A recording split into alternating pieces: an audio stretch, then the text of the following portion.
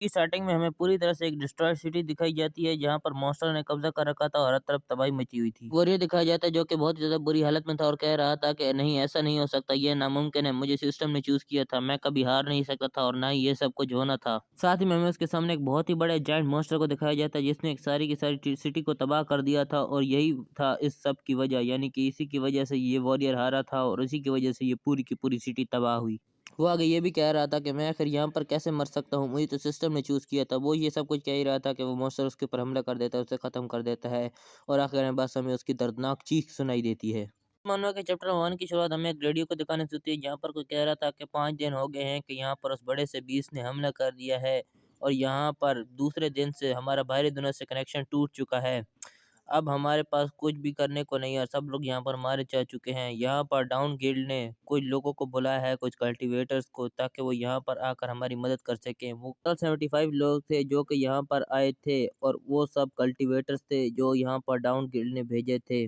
Scene change होता है, हमें दिखाया जाता है कोई बहुत तेज़ी से मॉन्स्टर्स को मार रहा था और बहुत ही ज़्यादा पावरफुल लग रहा था और वो सिर्फ़ एक लड़की थी जो कि इन सबको बड़ी तेज़ी से अपने नाइफ़ की पावर की मदद से मार रही थी। साथ में देखा जाए तो वो अकेली नहीं थी, उसके साथ कुछ और भी लोग थे जिन्हें देखकर वो कहती है, इस साल के जो लोग हैं वो काफ़ी ज़्यादा अच्छे हैं। और वो बाद में एक और लड़की की तरफ देखती है जो कि देखने में बहुत ज़्यादा कमज़ोर लग रहा था और बहुत ज़्यादा हाँफ रहा था। उसके हाथ में एक तलवार तो थी लेकिन उसको देख कर नहीं लग रहा था कि वो उस तलवार के ज़रिए कुछ कर सकता है।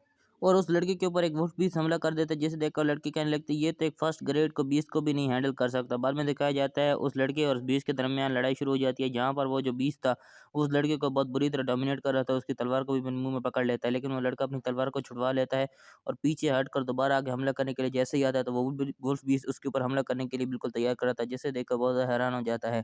बाद में हमें सिर्फ पूरी तरह से खून और खून दिखाया जाता है और सीन बिल्कुल कट हो जाता है। बाद में पता चलता है ये खून तो उसी बीस्ट का था क्योंकि उस लड़के ने अपना दिमाग लड़ाते हुए उस बीस्ट के मुंह में जाकर उसके सर के आर पार तलवार कर दी थी और बाद में किसी तरह अपनी किस्मत की वजह से वो उस बीस्ट को हरा देता है, जिसे देखकर वो लड़की भी इम्प्रेस हो जाती है और कहने लगती है चलो इस लड़के में कुछ तो बात है। बाद में वो सबको असेंबल करने को कहती है, यानी पास आने को कहती है अपने, और फिर वो अपने मन में उसे देखकर सोच रही थी, उस लड़के को कह रही थी लेकिन अभी ये बहुत ज़्यादा कमज़ोर है। बाद में सबको अपने पास बुलाती है और उसे कहती है चलो बताओ तुम सबका पहला कॉम्बैट एक्सपीरियंस कैसा रहा। ये सुनकर वो दोनों हंटर्स, जिनमें से एक जो था वो जो कि वॉरियर था जिसके हाथ में बड़ी सी एक्स और दूसरा जिसके हाथ में वो थी वो एक रेंजर था, वो दोनों कहते हैं मॉन्स्टर तो बहुत ज़्यादा आसान थे मारना, हम लोगों को बिल्कुल मज़ा नहीं आया। मैं सोच रहा था यहाँ पर आकर मज़ा आएगा बड़े बड़े बीस्टों को मारकर।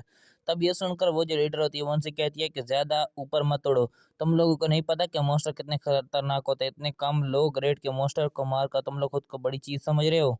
इसलिए अब तुम लोग मेरी बात गौर से सुनो, अगर तुम लोग एक बहुत ही खतरनाक से बीस के हथकंडे में आ जाते हो तो तुम लोग का अभी जो लेवल है उसके मुताबिक तुम उसके सामने आधा मिनट भी नहीं खड़े हो सकते, या यूं कहूँ 1 सेकंड भी नहीं खड़े हो सकते। बाद में वो पीछे खड़े उस कमज़ोर लड़के से पूछती है कि आखिर तुम कैसे हो? तुम उस बीस के साथ लड़ने में बहुत ज़्यादा दिक्कत में आ रहे थे। तब ये सुनकर वो कहता है मैं बिल्कुल ठीक हूँ, लेकिन असल में वो अपने हाथ पर लगी चोट को छुपा रहा था। चोट को उनके साथ एक और लड़की नोटिस कर लेती है और कहती है कि तुम ठीक नहीं हो, देखो तुम्हारे हाथ पर चोट लगी है, इसको जल्दी से जल्दी ठीक करना होगा, यानी इसके आस-पास पट्टी बाँधनी होगी, वरना ये बहुत ज़्यादा इन्फेक्टेड हो जाएगा और ख़राब हो जाएगा। बाद में हमें इसके बारे में बताया जाता है कि ये मू ज़ियाओ ज़ुई है और ये एक डी रैंक की एलिमेंटलिस्ट है, एक तरह की मेज है।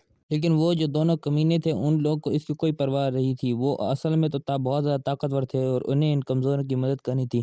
लेकिन वो उल्टा उसे ही कोसने लगते हैं और कहने लगते हैं तुम तो किसी काम के नहीं हो, बेकार चीज़ हो एकदम। तुम्हारे पास जो अभी मौजूद स्किल्स हैं इसके लिए तो तुम कभी भी डाउन गिल्ड के मेंबर नहीं बन सकते। लेकिन तुम्हारे अंदर फिर भी इच्छा है कि तुम डाउन गिल्ड के मेंबर बनना चाहते हो, बड़ी अजीब बात है। इस उनको वो लीडर उन्हें रोकती है और कहती है ठीक है, हमारी टीम ने आगे के एरिया को एक्सप्लोर कर लिया, यानी पता कर लिया है, इसलिए आगे कोई खतरा नहीं है और हमें ये भी खबर मिल चुकी है। मू ज़ियाओज़ी और तुम चू मिंग ज़ुआन, तुम दोनों यहीं पर रहो और हम लोग आकर जाकर देखेंगे और आकर जाकर जो बचा कुछ एरिया है उसे एक्सप्लोर करेंगे। सीन चेंज होता है, हमें दिखाया जाता है ज़ियाओज़ी मू चिंगज़ुआन की पट्टी कर रही थी, जिसे देखकर मू चिंगज़ुआन उसे कहता है बहुत बहुत शुक्रिया तुम्हारा मू ज़ियाओज़ी, मैं बहुत ज़्यादा शुक्रगुज़ार हूँ तुम्हारा, लेकिन मैं तुमसे माफ़ी भी माँगना चाहता हूँ कि मैंने तुम्हें पीछे धकेला, तुम भी उनके साथ जा सकती थी लेकिन मेरी वज़ह से तुम्हें भी यहाँ पर रुकना पड़ा। ये सुनकर म्यूज़ ज़्यादा गुस्सा हो जाती है और उसकी पट्टी को बहुत ज़ोर से बाँध देती है, जिससे उसे बहुत ज़्यादा दर्द होता है और उसे कहने लगती है अगर तुम इस तरह की बकवास कर सकते हो इसका मतलब है तुम बिल्कुल ठीक हो।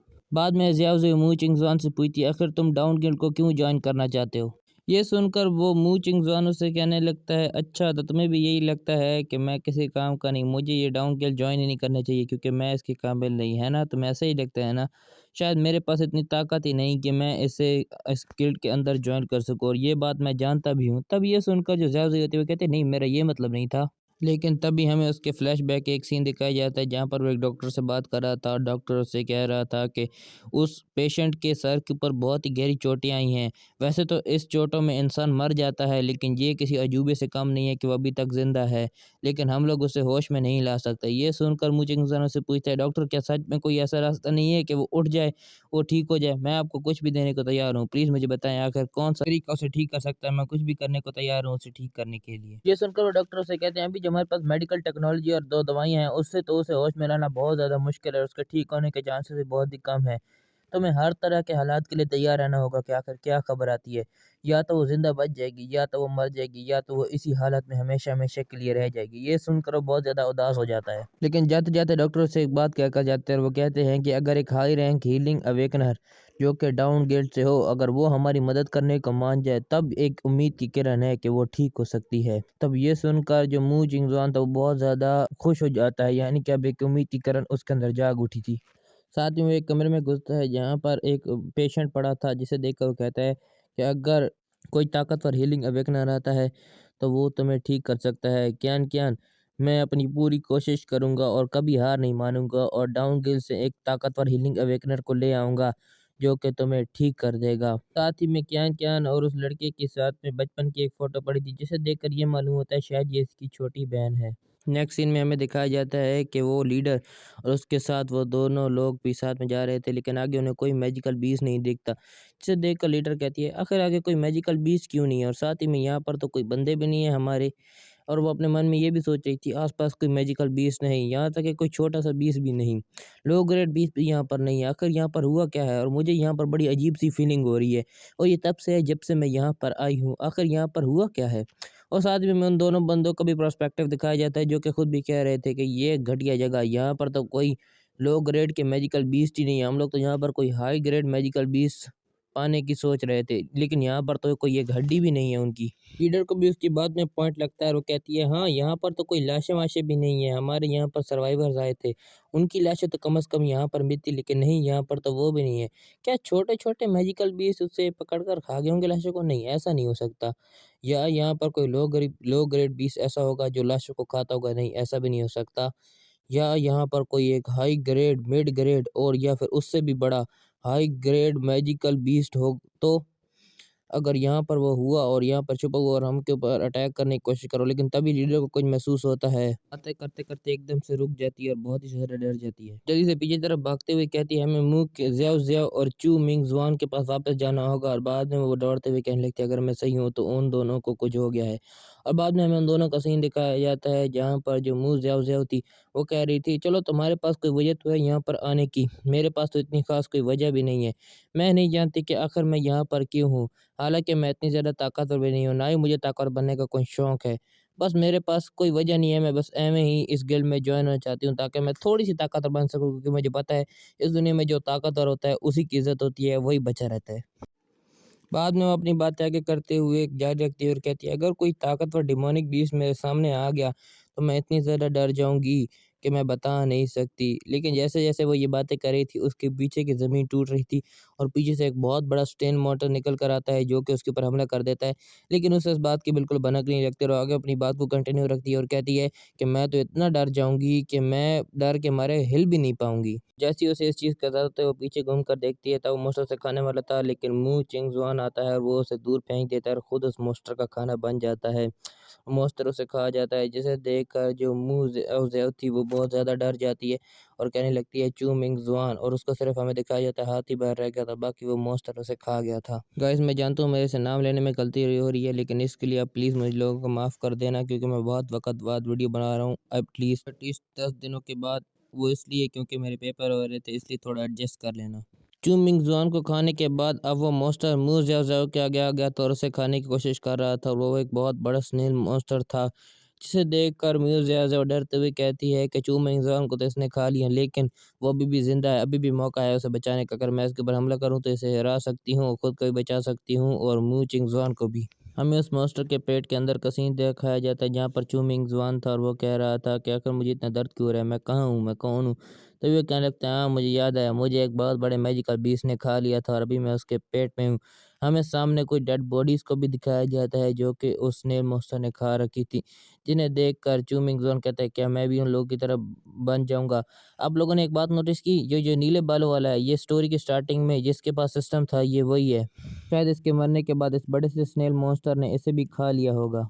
तभी चूमिंग जुआन रोने लगता है और अपनी पास की पूरी लाइफ को याद करने लगता है, अपनी बहन को याद करने लगता है, उस डॉक्टर की कई बातों को याद करने लगता है, क्योंकि अब वो सब कुछ शायद वो नहीं कर पाएगा। ये सब याद कर उसे बहुत ज़्यादा गुस्सा आता है।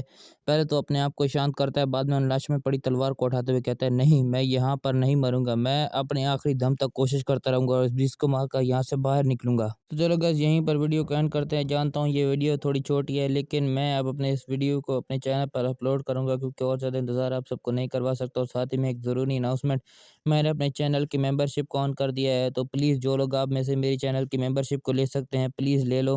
मुझे इससे बहुत ज़्यादा हेल्प मिलेगी और मेरी चैनल की रीच भी बढ़ेगी। आप सबका बहुत बहुत शुक्रिया होगा अगर आप मेरी चैनल की मेंबरशिप को ले लेते हैं। साथ में एक और बात, जो लोग मेरी चैनल की मेंबरशिप को लेंगे, मैं वो जो भी मानवा रिकमेंड करेंगे या जो भी कॉमिक रिकमेंड करेंगे, मैं वो ज़रूर एक्सप्लेन करूंगा, चाहे किसी और यूट्यूबर ने उसे एक्सप्लेन कर रखा हो या ना कर रखा हो। और साथ ही में उनसे लाइव चैट भी बात भी की जाएगी। मेंबरशिप का लिंक मैं डिस्क्रिप्शन में दे दूंगा। मुझे सिर्फ 10 मेंबर्स चाहिए। उम्मीद है आप मेरा ये छोटा सा टारगेट कंप्लीट कर देंगे और थैंक यू।